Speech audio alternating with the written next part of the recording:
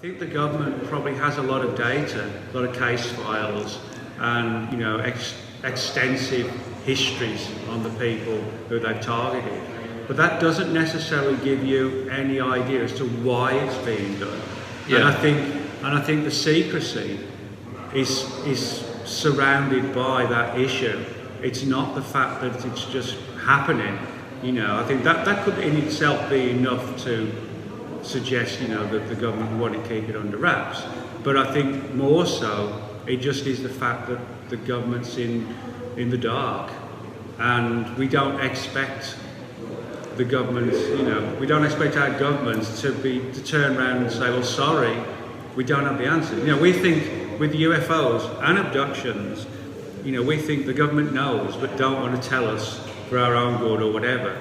But if it actually really is being hidden because they haven't actually got a clue, then that could be potentially an even more significant and disturbing aspect, that the government is actually helpless. Classified small think tank projects, that kind of thing, that are tasked with a certain amount of money to go out there and specifically focus on this angle. And I think they've come back realising there's a real phenomenon, they don't know how to handle it, they're not probably sure if they're extraterrestrial or interdimensional or what they are, and they suspect that there's a dangerous side to this, which is somehow connected to us, and in a bizarre way we don't understand, somehow connected to the afterlife. And it frightens them, literally frightens some of them, because it's not what they're expecting. They're expecting like X-Files, that kind of War of the Worlds. That's what the military's geared up to, is to fight an enemy, not to have to face and try and understand something that is so weird. And I think it's the fear factor and the not fully understanding the phenomenon that makes them not want to reveal what's going on. Not because they've got the answers, because they haven't got the answers, and they fear that only being able to tell a small part of the story, and the vast majority is still out of their hands. Is it safe to say that the government has top secret files on alien abductions? Oh yeah, I mean, I've spoken to a lot of people who have had the kind of confrontational angle I mentioned before, slammed against the wall and you'll tell us. Others, it was basically a very friendly and benevolent situation. Look, we'd like your help, we know you've written these articles, you wrote this book, can you at least help us? And we'd rather you didn't tell anybody else about it, we'd rather it wasn't published, but this is an important issue.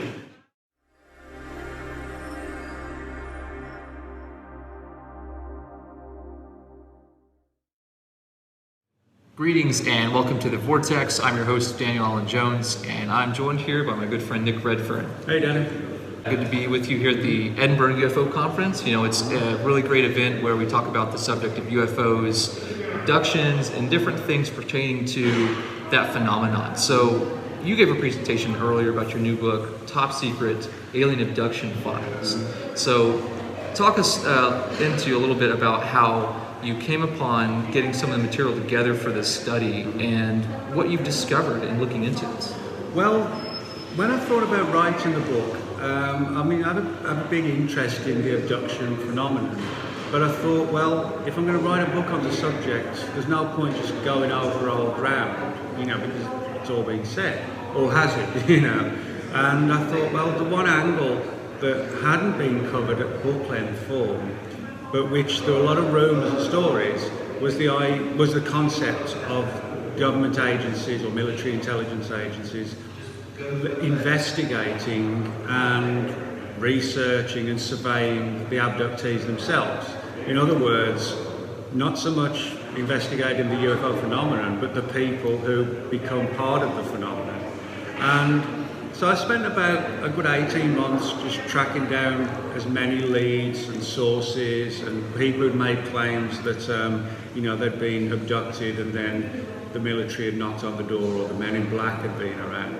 And so over that roughly 18-month period, it allowed me to put together like a large body of evidence that really did suggest, you know, that there is like a covert small group within the US government or the intelligence community which knows a great deal about the abduction phenomenon and has a deep interest but also a concern.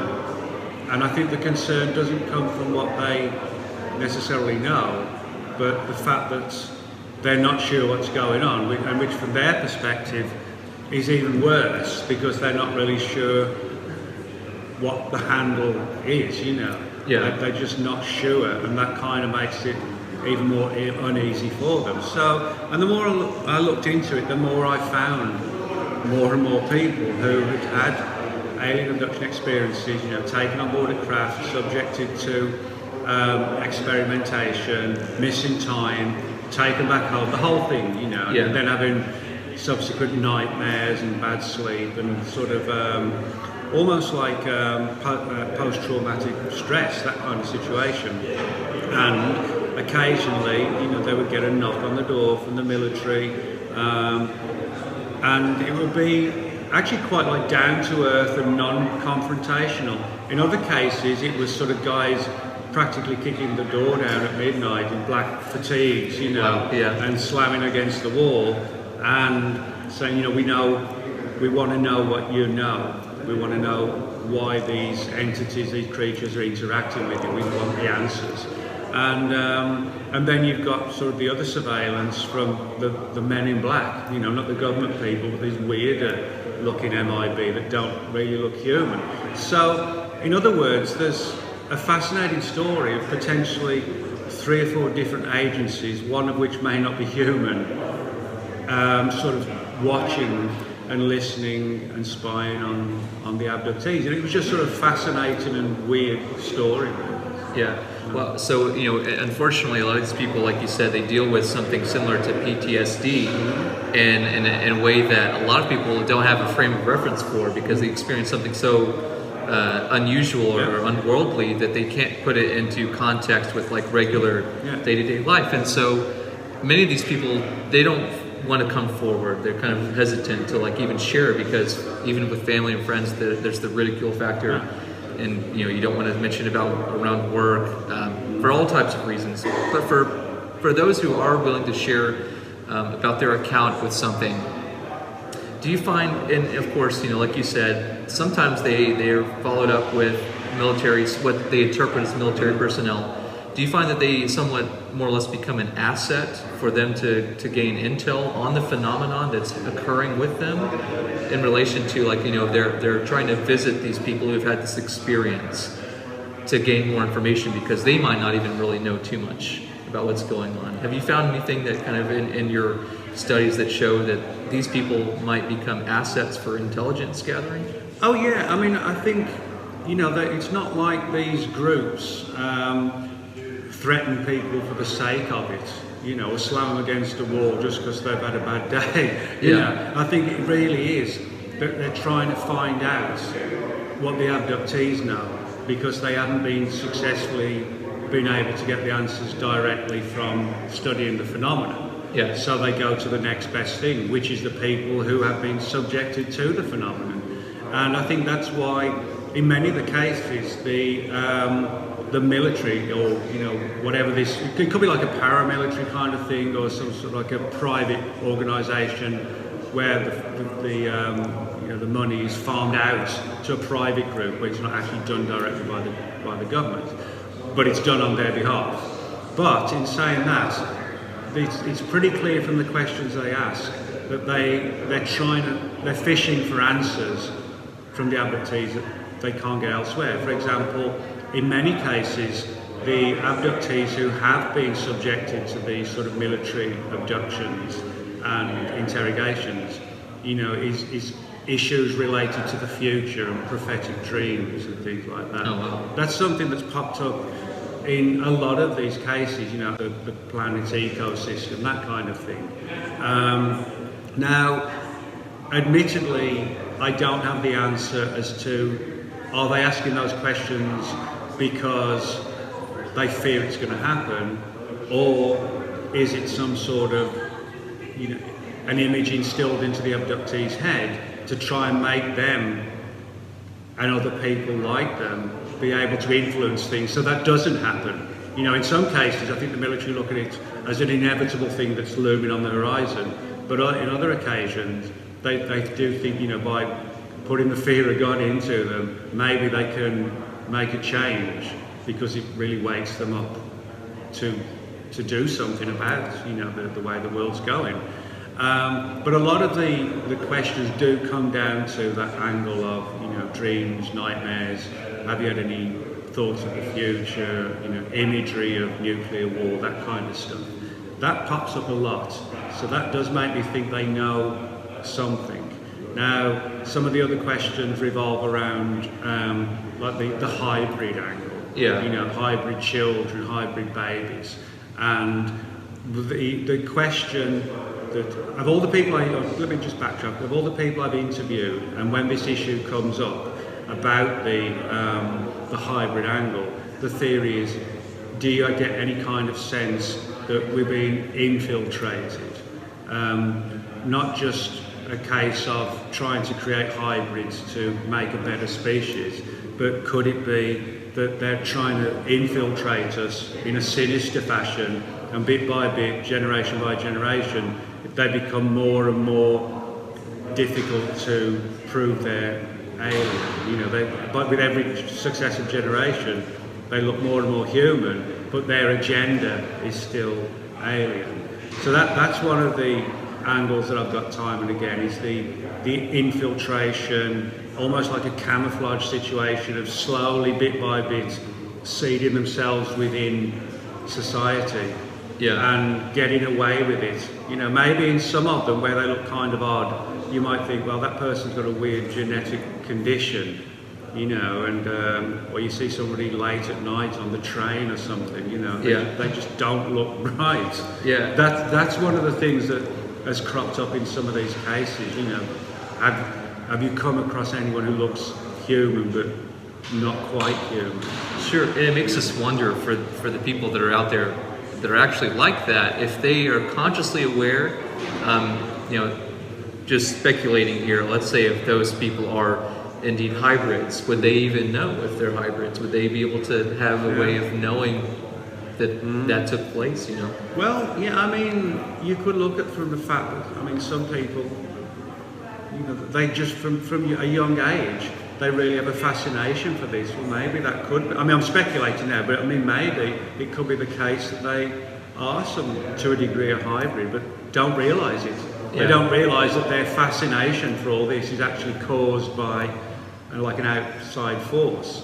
But those are the primary areas that I found, you know, in relation to mind manipulation, future dreams, and, you know, just trying to understand the alien agenda. And as I said, I think the government probably has a lot of data, a lot of case files, and, you know, extensive histories on the people who they've targeted. But that doesn't necessarily give you any idea as to why it's being done. Yeah. And I think the secrecy is surrounded by that issue. It's not the fact that it's just happening. You know, I think that could in itself be enough to suggest, you know, that the government want to keep it under wraps. But I think more so, it just is the fact that the government's in the dark, and we don't expect the governments, you know, we don't expect our governments to turn around and say, well, sorry, we don't have the answer. You know, we think with UFOs and abductions, you know, we think the government knows but don't want to tell us for our own good or whatever. But if it actually really is being hidden because they haven't actually got a clue, you know, then that could be potentially an even more significant and disturbing aspect, that the government is actually helpless, you know, and ignorant of the facts. I don't mean ignorance in the sense of a slur. I mean like ignorance in the sense they haven't got enough to make a decision as to what's happening. Yeah, so they might just be as lost as some of the researchers who've been here for years and years that don't know. Oh, really. Yeah. I actually think that is the case. I don't think they've got answers. They've got a lot of questions and a lot of data. Yeah. But how that actually impacts on, why it's being done. I mean, one of the things that abductees often say is that the so-called greys sort of instill a message in them. Don't worry, it's for your own good, or it's for combined good.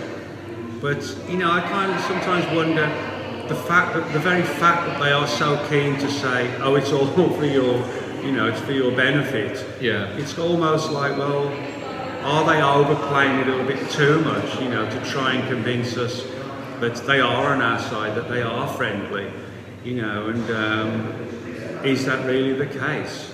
Yeah. We don't know. I mean, Those are good questions. Yeah, I mean, I understand some people who've been abducted and they develop like a connection to the ones that abducted them, and it's almost like a bonding.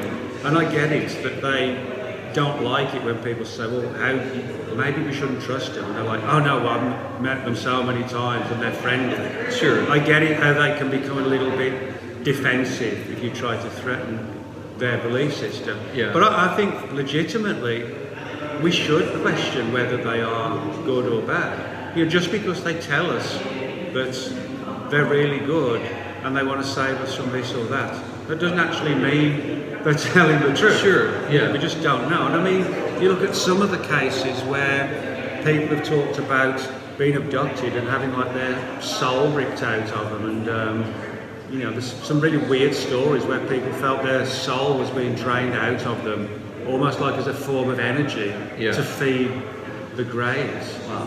Almost like the scenario in the Matrix movies, where you've got these machines which are feeding on us, and all the time we think we're living in the comfortable world, but we're just food for the machines of these pods, And I sometimes wonder if it's not exactly like that, but the idea that we are something that's being farmed.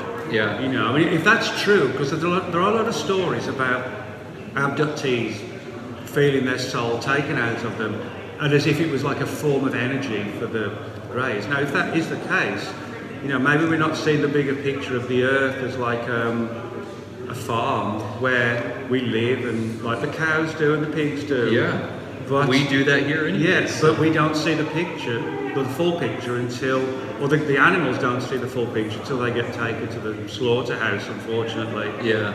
And like with us, maybe the equivalent of the slaughterhouse is when you die and then your soul becomes the primary issue. Yeah. So it's pretty incredible to think, that in both areas of this arena of people having UFO experiences or interactions with non-human intelligences, whatever they may be, you have the people who, like you said, they're friendly, they get along good, we know them, we've done this for years, and all these stories, which sound really nice. And then you have the other end of the spectrum where people say they're absolutely evil, they're demonic, they are here to do all these terrible bad things to us. And then kind of in the middle, you have those who say, okay, I'm open to the possibility that there are things out there, but until they have some tangible interaction themselves, they don't really know where to look. Yeah, and I mean, one important thing is, if you think about it, okay, well, if they're friendly, I mean, what have they actually done to help us? I mean, if you look at the state of the planet, population's rising, with global warming, despite what some people say doesn't exist, and you've got things like global warming, the planet. I mean, massive amounts of die-offs of animals every year now. And, so many animals, elephants, giraffes. I mean, 20 years from now, they'll be in major peril, and that's really just down to us, the human race. Well, the point is that I don't see the greys trying to prevent any of that. I don't see them trying to prevent overpopulation, global warming, the destruction of entire, species of animals. They just still skulk in the shadows saying, don't worry about it, it's all going to work out. Well, when are we going to see a little bit of something that they've actually done in a positive way? And now, that's not me being cynical, but it genuinely is. You know, what have they done for us? Yeah, I think it's a good thing to look into, just because, someone might interpret their experience as positive because of some circumstantial thing that happened. Yeah. And it might not actually have been positive because of whatever is going on. But, a lot of people will say, oh, yes, they told me that we love you, we're very glad to connect with you, you're special. And behind them, they're doing something that's actually like a medical procedure or whatever's going on. And this could just be a total guise for them to just be mesmerized and captivated with sort of this loving, positive message. And I think that it makes people wonder, what is the real motive and intent, not just with the phenomenon, with these other intelligences, but also, like you said, with the government's involvement. They're searching for these answers probably just as intensively as the diehard researchers at it for years, and they might not have anything to really go off of. So it makes us wonder what their motives are and what the motives of the phenomenon is in general. And our interaction, we're just sort of almost helpless in some sense, because even if you wanted to prevent it, are there ways? Are there things that we could do? And so that's another whole other question that we could get into. But in closing, what would you say when people have this idea that, government conspiracies, they're not really hiding anything, the whole idea of UFOs and aliens is just silly nonsense?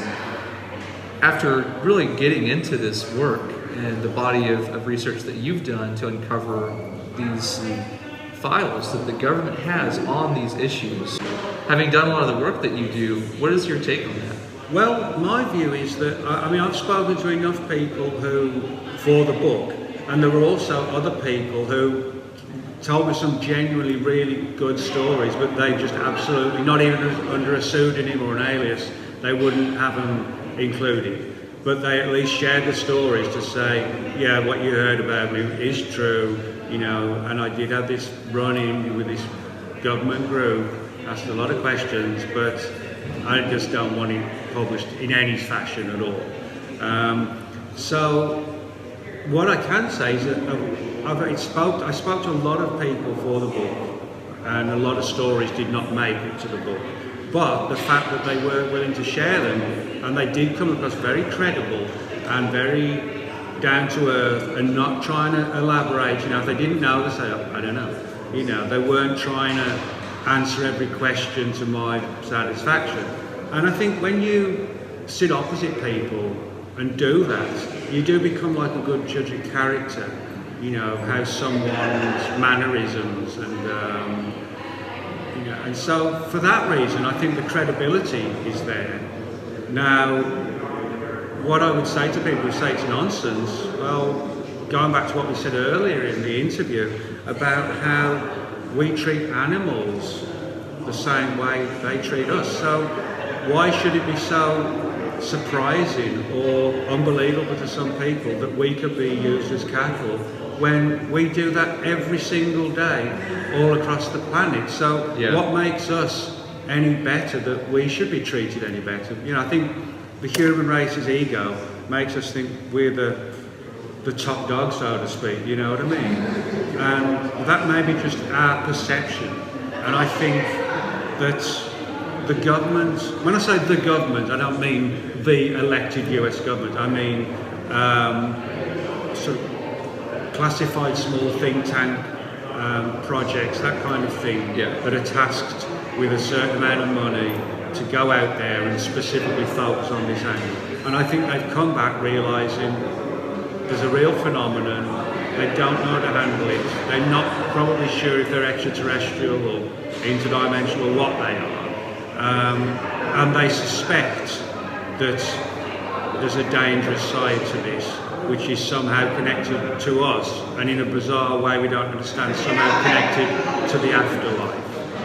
And it frightens them, literally frightens some of them, because it's not what they're expecting. They're expecting like X-Files, that kind of War of the Worlds. That's what the military's geared up to, is to fight an enemy, not to have to face and try and understand something that is so weird.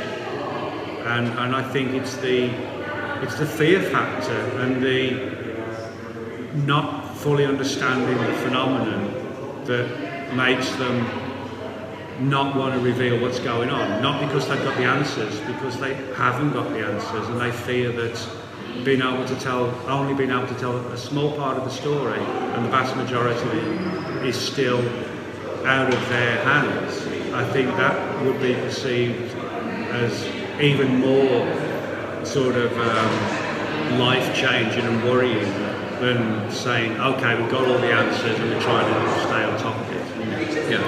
Well, in closing, is it safe to say that the government has top secret files on alien abductions? Oh yeah, I mean, I've spoken to a lot of people who have had the kind of confrontational angle I mentioned before, slammed against the wall and you'll tell us.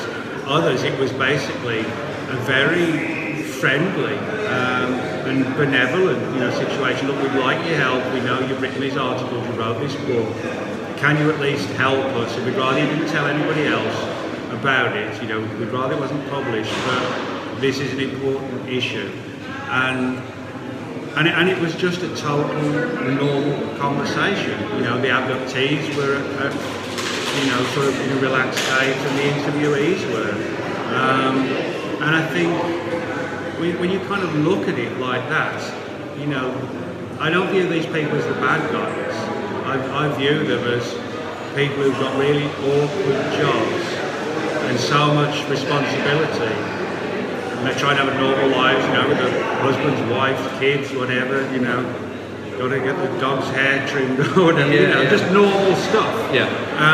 But behind the scenes, they're sitting on this awful secret that they can't even tell the family because it would terrify the family if they told them what they knew or what they suspected. So I think, well, there's no doubt in my mind that there are these files because the abductees have been interviewed about their experiences and files have been put together as a consequence of the interviews. Yeah. Now are we talking about, I'm theorising now, there could be, they clearly couldn't, I don't think, interview every abductee and have them tell their story because it would come tumbling out. Yeah. If they're speaking to like thousands and thousands of abductees, the story would break out. So I kind of take the view but maybe they may have just targeted maybe 20, 30 or 40 around the US over the years and carefully interviewed them and got their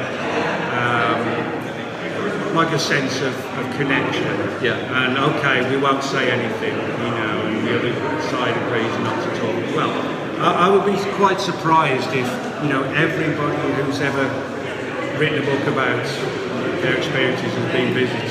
Sure. And they've all agreed not to say anything. That's not feasible. Yeah. So I don't think the amount of people they've interviewed to try and figure it out is probably not a huge amount, but it's enough, from various parts around the country to say, hey, this has been reported everywhere. They're saying the same, broadly the same thing. Yeah. So it's kind of like just having a base core number of people, and then trying to figure out from there what's the likelihood that another 90% of the abductees are kind of having the same situation. Great. So where can people go to find out about your new book? The new book's called Top Secret Alien Abduction Files, and you can get it off the shelves in Barnes & Noble or off Amazon as well. Awesome. Well, thanks, Nick, for taking the time here. And we'll see you guys next time in the Vortex. If you liked this video, be sure to check out our other content and get connected on our page and social media sites.